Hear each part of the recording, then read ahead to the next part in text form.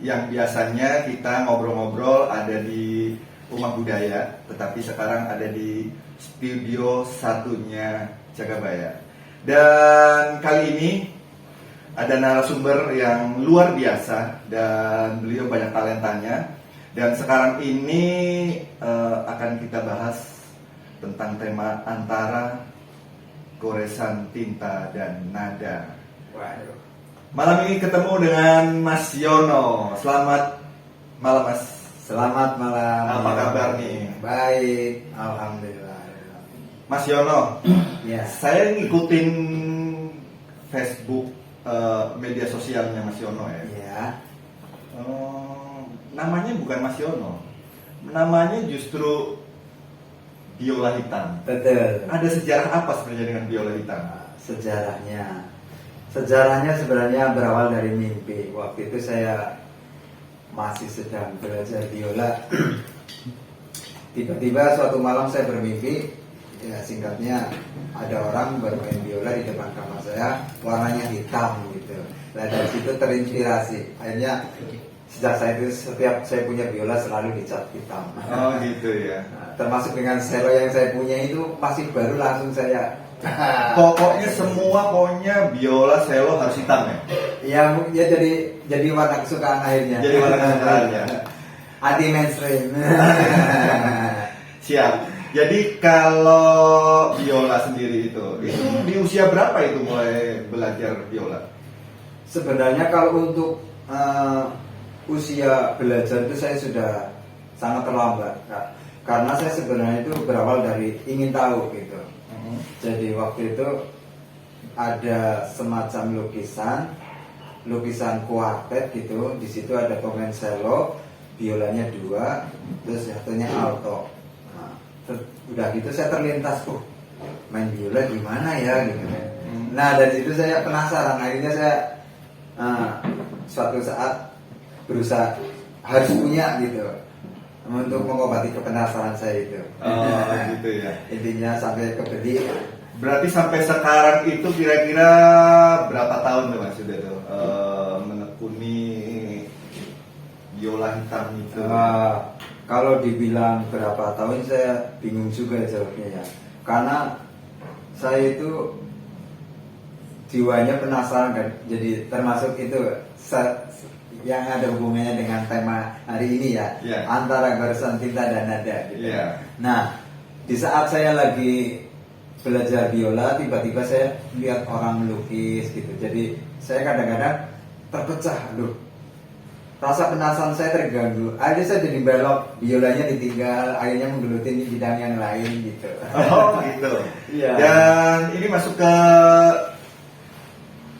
pelukis ya? Iya. Mas Yono ini kalau di lukisan ini menggunakan apa Mas? Saya untuk saat ini itu identik menggunakan pensil, karena ibaratnya saya itu melukisnya itu medianya kertas, jadi menggunakannya pensil. Karena dengan menggunakan kanvas, saya biasa juga menggunakan kanvas, tapi otomatis kalau menggunakan kanvas itu biaya produksinya kan lebih tinggi. Otomatis kalau misalnya ada orang yang pesan, pasti juga harganya juga lebih tinggi. Jadi kadang-kadang apalagi kalau ketemu dengan mahasiswa pelajar gitu kan, biasanya tuh dia carinya yang harganya yang terjangkau gitu. Akhirnya saya larinya ke pensil. Oh gitu ya. Jadi kalau lukis lebih pensil, tapi alirannya berarti realis ya? Ya realis. Betul. Kalau dari biola dan lukis sendiri itu berarti duluan biolanya ya tadi ya? Duluan biolanya, betul. Duluan biolanya, dan sekarang melukis sudah menjadi digeluti sudah cukup lama. Dan karya apa Mas yang fenomenal gitu menurut Mas Yono sendiri? Ini lukisan saya yang paling keren ini, atau punya cerita tertentu yang akhirnya dilukiskan dan itu menjadi sebuah karya yang luar biasa, ada nggak? Kalau untuk karya yang fenomenal itu saya pernah ada teman sahabat saya sendiri, dia itu namanya Mas Sendi, dia itu dosen fisip Unsud. dia tuh pernah meminta saya untuk melukis wajah dia sama istrinya.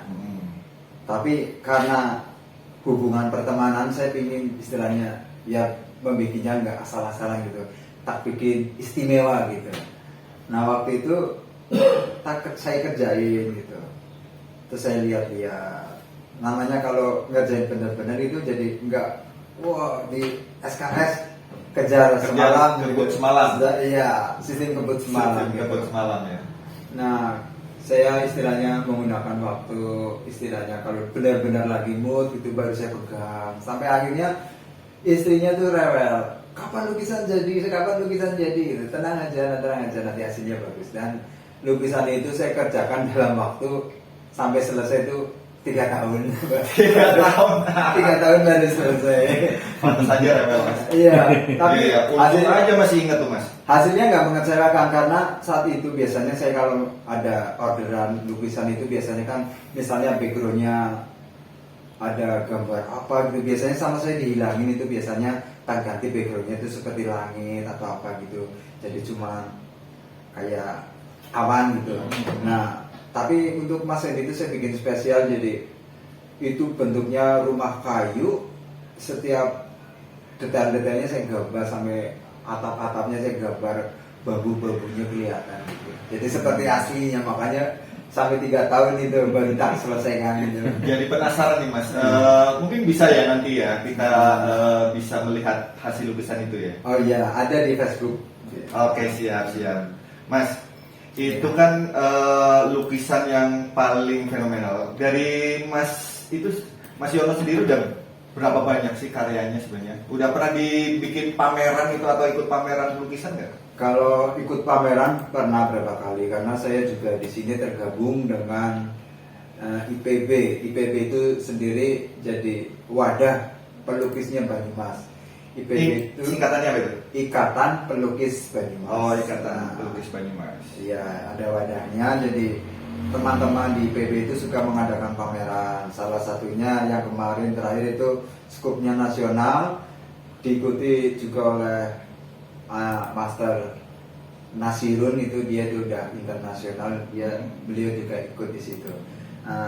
Tempatnya waktu itu di Telkom, Gor Telkom. Oh, Gor Telkom itunya ya, tempat untuk pamerannya ya. Iya, betul. Kalau ketika pameran itu ada transaksi jual beli nggak sih mas? Maksudnya ditawarkan untuk dibeli? Iya, itu biasanya di situ udah tercantum harganya gitu. Biasanya nanti dari pengunjung-pengunjung itu kalau ada yang tertarik, biasanya akan meminang lukisan itu. Tapi selama ini saya biasanya kalau saya ikut pameran, bukannya lukisan itu dibeli, tapi di situ kan ada nomor HP saya yang dicantumkan. Biasanya orang itu WA malah pesen lukisan, mas bisa gambar foto saya nggak gitu. Gitu. Jadi bukan lukisan saya dibeli tapi pesen gitu. Pesan ya akhirnya. Iya, tapi ya nggak apa-apa. Tapi mas, kalau dari itu kan ada mungkin ada beberapa transaksi yang ada di pameran dan sebagainya. Ya. Mungkin Mas Yono sendiri, lukisan termahal itu berapa mas? Yang pernah menjadi karya Mas Yono? Ya, sebenarnya berapa gini. miliar kira-kira? Kalau saya kan untuk di Purwokerto itu sebenarnya itu saya orang Purwokerto, tapi seperti orang asing di Purwokerto. Sebenarnya gini, dulu saya berangkat dari Purwokerto itu saya berangkat dari nol. Aku lahir dari diam aku bergara. Jadi gini, dari Purwokerto itu saya belum apa-apa, ibaratnya nothing lah ibaratnya, belum bisa apa-apa gitu.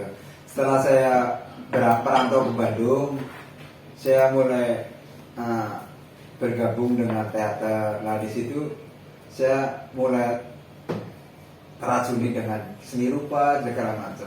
Dan mulai ketertarikan seni rupa di situ, seni musik di situ, karena teater kan mencakup semuanya. Gitu. Nah jadi kalau masalah istilahnya lukisan, tadi nanyanya lukisan berapa yang terjual jadi. Nah setelah saya balik ke Purwokerto, saya mau bermain musik sama siapa, nggak pada kenal gitu.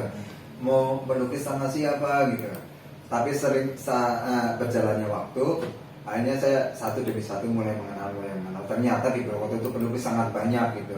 Jadi saya bergabungnya pun belum begitu lama dengan teman-teman Teman-teman di di sini sini gitu gitu ya. Jadi untuk pameran di Purwokerto itu saya baru ikut berapa kali. Yaitu seperti yang saya bilang itu, saya untuk karya di pameran itu belum pernah terjual karena biasanya kalau untuk harga pameran biasanya lukisannya itu yang dibuat spesial gitu kan, karena itu untuk dipamerkan gitu. Jadi nggak asal-asalan. Otomatis kalau dibuat dengan sungguh-sungguh, dengan istilahnya mengeluarkan seluruh energi kita curahkan untuk membuat sebuah karya. Kalau misalnya dijual dengan harga yang biasa kan kayaknya gimana gitu kan. Nah makanya dari itu ibaratnya kalau di pameran untuk saat ini saya belum pernah berhasil menjual, belum pernah berhasil keluar dari, tapi ibaratnya itu ada beberapa pelanggan yang ibaratnya setelah melihat karya saya di pameran jadi pesan. Satu pemesanan berapa mas? Tergantung ukuran. Ukuran berapa itu? Biasanya ukuran berapa? Itu yang dihasilkan waktu 3 tahun itu? Iya. Itu ukuran berapa mas? Itu sebenarnya ukurannya nggak terlalu gede. Itu ukuran, saya biasanya menggunakan ukuran itu standar foto. Maksudnya gini, kalau ada orang yang pesan lukisan untuk dibawa keluar kota, jadi nanti cari figurannya gampang di toko-toko figura gitu. Saya waktu itu ukuran 16R. Kalau 16R 16. itu secara inci itu 16 inci kali 20 inci. Nah, kalau secara sentimeter itu 40 kali 50 cm ukuran. Sampai berapa itu mas? Sebenarnya kalau untuk ukuran segitu saya tarik dengan harga 350 per wajah. 350 Per wajah. per wajah ya. Ya, itu karena saya ngimbangin untuk harga Purwokerto gitu kan. Jadi kalau misalnya mau mahal-mahal nggak akan laku nanti. Iya. Mas, ini hasil karya-karyanya mas? Iya betul. Itu tahun 2002 itu. Ini siapa ini? Itu orang pesan dari dunia, dari medsos juga, dari Instagram. Oh gitu ya. Berarti juga terima pemesanan dari Iya, Instagram. Biasanya kalau saya uploadkan, saya kasih hashtag, mungkin dari pencarian hashtag gitu. Nah ini dibawa ke Yaman ini. Ini orang Yaman. luar biasa ya. Mirip banget kayak itu ya, kayak aslinya, kayak foto ya. Kalau nggak salah di Ini penggarapan yang kayak gini ini berapa lama mas? Paling cepat itu berapa lama sih kalau? Ya 3 hari bisa lah, 3 hari. 3 hari. Ya. Eh, Lah ini Yaman juga nih, Yaman ya. dibawa ke Yaman. Mas, pernah nggak sih? Apalagi kan zaman sekarang ya, anak-anak muda itu kan sekarang trennya apa sih kalau ngasih pasangan gitu? Pernah nggak sih dapat order yang sifatnya itu mungkin buat surprise Oh sering sekali. pasangan-pasangannya? Mungkin kayak Mas Bungsu pengen ngasih. Iya, sering kali ya, termasuk Mas Bungsu juga. Gitu. Hari ini terus terang aja dari semalam saya ngerjain punya Mas Bungsu. Lagi dikerjain malah disuruh ke sini. Jangan bantu nih sama. Jadinya dikening dulu. Ya itu sering sekali Mas. Jadi ibaratnya bahkan sampai Mas nanti dikasih tulisan ya gini ya siap gitu. Jadi buat teman-teman yang muda-muda, Iya. ya harus muda-muda, pengen memberikan sesuatu yang luar biasa, surprise yang mungkin bisa buat hari-hari khusus ya, Iya. anniversary lah atau pas hari kasih sayang. Itu recommended sekali kalau menurut saya, bukan karena saya. Jangan lupa ya, Bukan karena saya. nggak usah kirim coklat, nggak usah kirim Ah. apapun gitu ya, bunga termasuk, Iya. lukisan aja. Nah betul, karena gini kalau kasih coklat dalam hitungan menit lah Habis ya? habis. Kalau dikasih bunga dalam hitungan hari sudah layu. Nah, kalaupun bunga plastik dalam hitungan tahun sudah kotor. Kita juga harus sering membersihkannya. Tapi kalau lukisan gitu ya, insya Allah kalau misalnya orangnya itu suka bisa dipajang itu seumur hidup sampai anak cucu. Seumur hidup. Iya. Yang penting satu, jangan sampai bikinnya 3 tahun. Itu ordernya harus kapan jadinya Pak? Itu iya, karena itu saya ingin benar-benar memberikan spesial untuk teman spesial saya gitu. Bisa nggak ya sayang ya ditayangin dia yang 3 tahun itu? Coba yang mana? Tapi Mas, Iya. order terjauh ini banyak. Pemesanan terjauh itu kemana? Saya ke Yaman, tadi Yaman ya? Saya Belanda pernah. Waktu itu saya dapat orderan dadakan untuk hadiah Natal dan Tahun Baru. Itu jadi istilahnya ada beberapa foto banyak banget. Nah, tapi kebetulan bentrok dengan saya ada acara mau main musik di Kerawang. Jadi ibaratnya saya sanggupin tapi nggak semua gitu. Kalau nggak salah waktu itu saya melukis antara 25 sampai 30 lukisan aja yang saya selesaikan gitu. Dan yang parahnya lagi waktu itu gambarnya itu kan karena buat surprise, jadi gambarnya itu dia tuh nyuri-nyuri fotonya, jadi nggak ada foto-foto yang filenya bagus, pada buram-buram gitu. Apalagi waktu zaman itu belum ada istilahnya yang buat ngedit foto yang tadinya buram jadi jernih. Kalau sekarang kan ada, karena sangat membantu. Kalau waktu itu belum ada, jadi saya ibaratnya itu ada mengarang-mengarangnya dikit. Kalau melukis ibaratnya begini, kalau kita ngobrol dengan orang, ibaratnya yang kita kalau dalam pembicaraan itu yang tangkap kita kata-kata ya. Kalau kata-kata itu kan yang digunakan indera pendengaran kita. Ibaratnya sebuah lagu, kalau kita mendengarkan sebuah lagu, ada satu kalimat yang kita nggak kurang jelas dengerinnya, kita nyanyi aku cinta padamu, belakangnya kita nggak jelas nih suaranya nah gitu kan. Nah itu kalau di gambar itu ya nggak jelas, itu banyak nana-nananya gitu. Jadi aku cinta misalnya sebenarnya itu padamu, aku cinta padamu selamanya misalnya, aku cinta gitu, tapi nadanya pas gitu. Nah kalau dilukis itu nadanya itu ibaratnya anatominya gitu, jadi kita harus paham anatominya. Jadi kalau misalnya sebuah foto nggak jelas gitu, misalnya bagian hidung atau bagian mata, kita harus paham anatominya. Kalau anatomi mata itu kayak gini, anatomi hidung kayak gini, jadi gitunya nana-nananya kita nggak terarah, jadi terarah gitu. Yang pada akhirnya ketika jadi jelas ya? Iya, jadi ibaratnya ya mendekati lah. Mendekati. Karena anatominya yang kita jadi patokan gitu. Tapi mungkin ya pernah enggak mewakili, mungkin pertanyaan dari teman saya ini. Ya.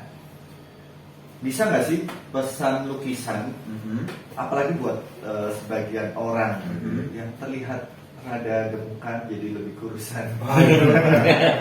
Itu sangat sering sekali. Itu kayaknya, aduh, sangat sering sekali.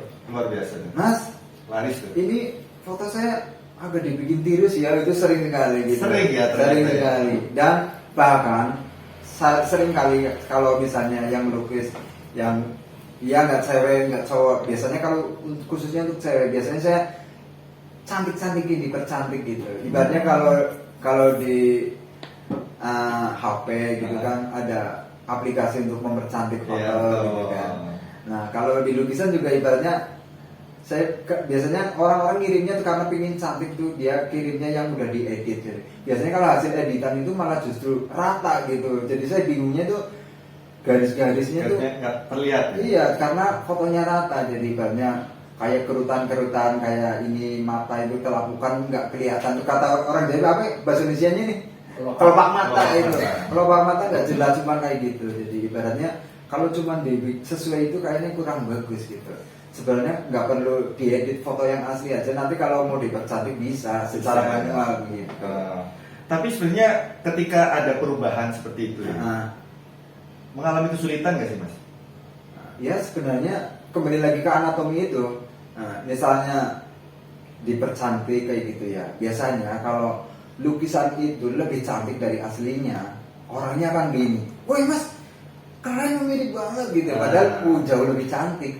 Tapi kalau misalnya lebih jelek sedikit pak, orangnya udah protesnya minta ampun. Pernah ya? Pernah ada komplain gitu ya? Ya pernah, bukan pernah, sering. Akhirnya sejak saat itu saya setiap progres saya kirimkan. Jadi untuk menghindari di saat sudah jadi komplain gitu. Soalnya kalau hasil akhirnya kan sama saya di finishing, karena itu pensil. Kalau pensil kan kena gorisan tangan bisa luntur gitu. Akhirnya sama saya di finishing, disemprot biar istilahnya untuk mengunci biar nggak luntur lagi. Jadi kalau sudah dikunci, udah di finishing itu kalau ditambahin bisa, tapi untuk ngurangin nggak bisa begitu. Makanya saya waktu progresnya itu sekian persen terlalu saya kirimkan. Sampai sejauh ini kurang apa? Kalau sudah oke sampai akhir ini udah oke nih, oke. Nah, kalau misalnya ada orang yang pesan juga itu syarat dan ketentuan saya kirimkan gitu ya, termasuk itu. Jadi nggak menerima komplain setelah lukisan jadi, karena progresnya selalu saya kirim gitu. Biasanya kalau kayak pelukis nih mas, itu ada musiman nggak sih, dimana bulan-bulan banyak orang itu pesan gitu-gitu? Ya, Atau semua sama mungkin gitu? itu tergantung kita ke ini apa, ke larinya ke apa, jenjang usia yang berapa. Kalau misalnya jenjang usia yang masih remaja itu biasanya pas hari-hari kalender gitu. Tapi kalau misalnya kita larinya ke instansi, biasanya ini kalau misalnya ada serah terima jabatan gitu, seperti Kapolda, saya sering menggambar itu Kapolda. Sampai sekarang juga Pak Lutfi sudah saya gambar. Dulu Pak Dwi Priyatno waktu jadi Kapolda Jateng, Kapolda Metro Jaya, pernah saya gambar. Terus Biasanya pesan beliaunya sendiri atau mungkin dari itu biasanya itu ada anak kayak buahnya. anak buah ya, Ya, kayak ya. mau ada acara pisah sambut misalkan Ya, gitu ya. betul. Seperti Ferdi Sambo pun pernah saya gambar itu waktu masih bintang 1. Makanya kemarin pas ada kasus, kayak pernah lihat pas tak lihat dia, pernah saya gambar ternyata. Iya, Ferdi Sambo pernah saya gambar itu.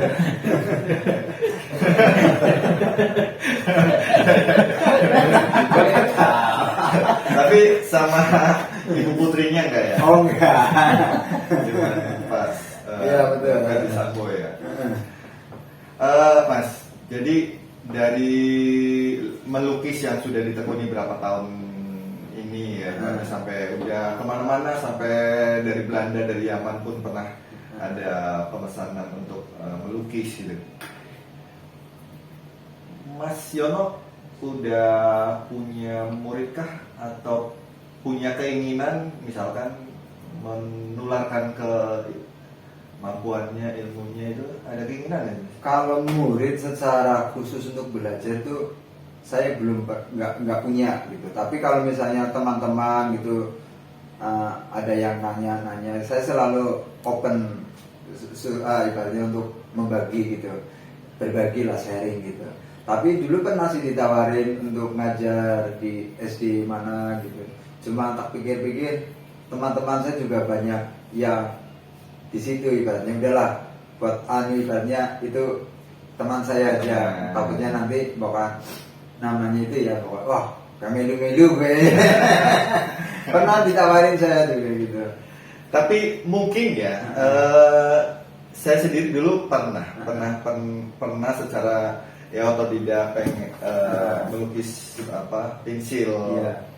Dan sebenarnya mungkin selain saya banyak, tetapi kan keilmuan dalam arti pengalaman, cara-cara yang paling baik, mudah sampai ke, karena kalau dulu kan kayak iseng aja gitu. Dan ternyata kadang-kadang nggak bisa tetap ya, dalam arti kadang mirip, kadang enggak gitu kan. Iya. Nah, misalkan gitu, ada teman-teman dari orang-orang yang punya keinginan atau sudah punya ada bakat sedikit-sedikit gitu, ingin dikembangkan gitu, Mas Siono bersedia nggak? Ya, bersedia insya Allah. Jadi komunitas belajar lah ibaratnya, bukan ini ya, yang mungkin nanti bisa diwadahi di Jagabaya, karena minimal satu peserta udah ada Mas Ari. Aku ya, dari pernyataan itu saya pikir tadinya akan berbuat sebuah pertanyaan. Tadinya saya mau pikir, wah itu pertanyaan yang sangat bagus. Ternyata belakangnya bukan sebuah pertanyaan. Menanggapi itu ya, yang itu tadi. Kalau misalnya itu dibuat sebuah pertanyaan gitu kan, itu kan mengarah ibaratnya kalau menggambar gini misalnya, gue nggak bisa gitu kan. Saya pikir mau jadi pertanyaan gitu. Sebenarnya itu kalau orang Jawa itu bilang pakulinan gitu. Pakulinan itu kebiasaan gitu ya. Nah kalau secara peribahasa Indonesia itu bisa karena biasa. Itu sebenarnya memang benar gitu. Kalau kita bisa karena biasa gitu. Terus kalau misalnya ada kata-kata bijak lagi, every expert was a beginner. Setiap yang ahli berawal dari pemula. Nggak ada orang yang ujuk-ujuk langsung bisa. Nah, gitu. dari situ saya pengen nanya, Mas Yono ini berarti belajar di mana? Nah itu sejarahnya itu cukup unik. waktu itu saya masih di Bandung, tahun baru. Tahun baru kalau di Bandung itu jalanan jelas macet gitu kan. Saya pingin tahun baruan di alun-alun waktu itu. Saya berangkat sore dari Dago waktu itu ke Bandung. Tapi setelah di daerah Asia Afrika, di situ banyak pelukis-pelukis jalanan. Saya bisa kayak gitu. Waktu itu saya lihat Mike Tyson gitu, ada lukisan Mike Tyson kok mirip banget gitu. Tak liatin prosesnya. Akhirnya saya kenalan, tanya-tanya, Mas belinya di mana? Langsung diantarin sama dia. Ayo diantar. Akhirnya ngobrol-ngobrol. Akhirnya saya nggak jadi tahun baru untuk pulang ke kos-kosan gambar tuh. Akhirnya gambar terus akhirnya sampai jam 9 pagi tuh baru selesai. Cukup stres mas saya waktu itu. Gagal terus. Akhirnya Januari, Februari, Maret udah hilang lagi. Panas-panas kayak ayam gitu. Iya, jadi pertama semangat. Akhirnya nggak bisa kan. Akhirnya bosan sendiri. Akhirnya kembali lagi ke hobi semula, main musik lagi gitu. Tapi untuk selanjutnya berjalan waktu sampai bulan Desember, hal itu terulang lagi gitu. Tanpa saya sadari setiap tahun baru saya mesti belajar gambar gitu. Belajar gambar itu dalam arti ada yang mengarahkan? Iya. Atau hanya melihat orang-orang? Hanya melihat orang itu gitu, melihat orang itu ya nanya-nanya di situ gitu. Selanjutnya saya praktekin di rumah gitu.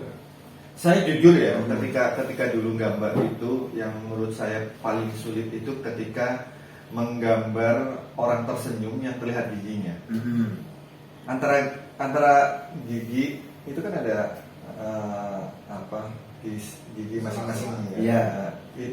Itu ruas gigi gitu. Ruas giginya itu yang menurut saya itu dulu saya sampai cukup lama, ini gimana ya caranya ya kayak gini kok kayak ada garisnya kok enggak ini. Ya akhirnya walaupun ternyata menurut saya ketika ternyata itu kemampuan untuk sifatnya itu mengarsir apa ya arsir ya jadi lebih ke garis tapi semu gitu ya. Jadi kalau dalam realis itu nggak ada garis. Jadi kalau misalnya kita gambar itu nggak boleh ada garis itu, jadi menggunakannya gelap terang gitu. Ya gelap terang. Jadi kalau yang warnanya putih nggak harus putih. Jadi kebanyakan kalau orang yang belum tahu itu gambar gigi itu harus putih gitu. Tapi kalau giginya tuh warnanya putih jadi kesannya kayak gini. Betul. Warna gitu. Iya, karena menonjol gitu. Sebenarnya bagian yang ke dalam itu harus gelap. Bagian yang ke dalam, bagian yang menonjol itu terang. Nah, di situ ada highlight itu istilahnya itu jadi permukaan yang paling menonjol dan cahayanya itu yang paling banyak di situ yaitu terang itu. Kalau misalnya bagian gigi yang paling depan itu biasanya warnanya lebih putih, semakin dalam semakin ke dalam semakin gelap. Dan yang ruas-ruas gigi itu garisnya juga nggak terlalu tegas, jadi ibaratnya itu gelap terang gitu. Jadi kalau membentuk garis itu ya seperti agak fals gitu. Iya. Tapi kalau Mas Yono sendiri bermusik atau melukis? Nah, kalau sekarang mungkin karena usia semakin bertambah, akhirnya saya mikir kalau dalam bahasa Jawa gini, apa yang gak aku kaki-kaki yang sih panggung baik dolanan biola gitu. Dalam bahasa Indonesia apa yang gaknya saya mau sampai tua main musik di atas panggung gitu. Kayaknya orang mikir waduh kasihan amat ini udah kakek-kakek masih di atas panggung gitu kan. Tapi kalau ngeliat orang lukis kayaknya lebih artistik gitu, dilihatnya lebih asik gitu, kayaknya kakek-kakek ngelukis gitu dibandingkan gitu. Ya kalau jadi artis beneran sih nggak apa-apa ya. Kalau saya kan artis-artisan. Iya. Tapi Mas, kalau biasanya kan melukis orang lain ya, lukisan orang lain. Mas Yono pernah melukis Mas Yono sendiri atau keluarga, terus memberikan kepada istri atau anak-anak hasil lukisannya, pernah nggak? Nah itu, saya pernah waktu PDKT sama istri saya, pernah tak gambar. Terus? Tapi waktu itu lagi banyak orderan, jadi istilahnya sampai sekarang nggak belum selesai. Sampai istri saya pun bilang, katanya mau digambarin mana sekarang? Belum pernah saya.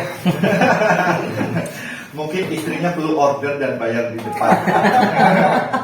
Jadi kan kadang-kadang gini, kalau misalnya orang pesan, kalau misalnya untuk hadiah ulang tahun kan biasanya itu dia nyari momennya gitu kan. Biasanya Mas ini minta jadi tanggal sekian, ya jadi tanggal sekian gitu. Mungkin karena dia mungkin mau keluar kota, perhitungannya kan sana berapa hari gitu. Kalau misalnya dalam kota ya besok ulang tahun, sekarang udah dipersiapkan segala macamnya gitu. Kalau misalnya dadakan kan mereka juga berpikirannya was-was gitu kan gitu. Jadi saya waktu itu ya mau lagi nggarap lukisan istri saya, ada pesanan semacam itu yang nggak santai, minta jadi tanggal sekian gitu.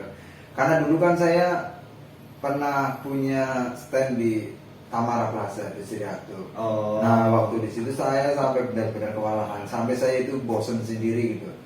Tiap hari saya gini gitu.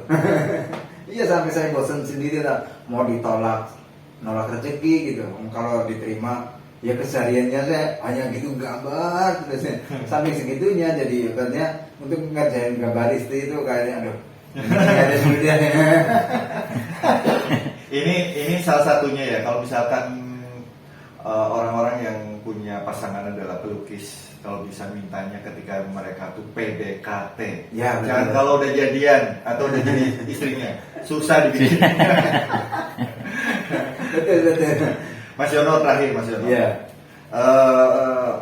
Mungkin punya apa ya, pandangan apa yang mungkin menurut Mas Yono buat teman-teman yang punya bakat tapi seringkali entah itu bakat musik, entah itu bakat Iya. melukis yang seringkali masih ragu-ragu atau akhirnya berhenti di tengah jalan untuk menekuni. Kira-kira apa menyemangatinya seperti apa? Ya seperti itu. Peribahasa yang pernah saya bilang tadi, bisa karena biasa, itu satu. Di mana ada kemauan, di situ ada jalan. Peribahasa lagi, itu memang benar, itu peribahasa kan dari orang tua kan.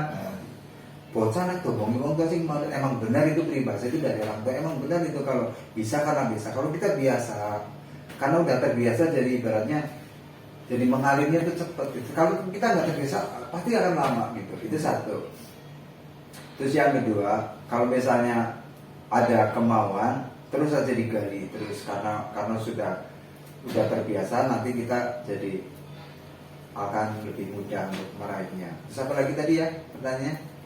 Ya menyemangati buat teman-teman yang mungkin masih punya bakat atau Nah, punya iya. keinginan tapi berhenti karena Ya seperti yang pernah saya alami gitu kan. Saya pertama kali saya gambar itu dari tahun baru ya. ya dari ibaratnya malam sampai pagi itu saya terus aja gambar. Kalau dilihat mungkin kertasnya udah banyak banget, bentar-bentar disobek-sobek, bentar-bentar disobek-sobek begitu. Jadi terus lama-lama pasti akan terbiasa. Dan akhirnya kalau kita istilahnya melewati, ibaratnya kalau kita baru pertama kali melewati sebuah jalan yang masih asing, pasti kita akan tersesat, masih bingung. Tapi kalau kita tiap hari lewat situ, pasti lama-lama kita akan paham dan akan paham pasti, nggak bakalan tersesat lagi. Dan juga dalam dunia musik ataupun dunia lukis, semuanya pasti berlaku itu. Terima kasih luar biasa Mas Jono. Berarti pada intinya adalah jangan pernah menyerah, Ya, betul. terus jalanin sampai tujuan. Betul. Dan terima kasih Mas Yono.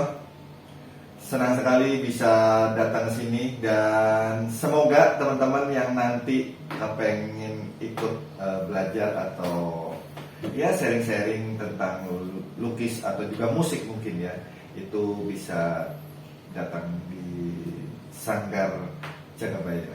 Terima kasih Mas Yono, salam buat keluarga. Siap. Rahayu. Rahayu. Rahayu. Yo mari. Yo mari.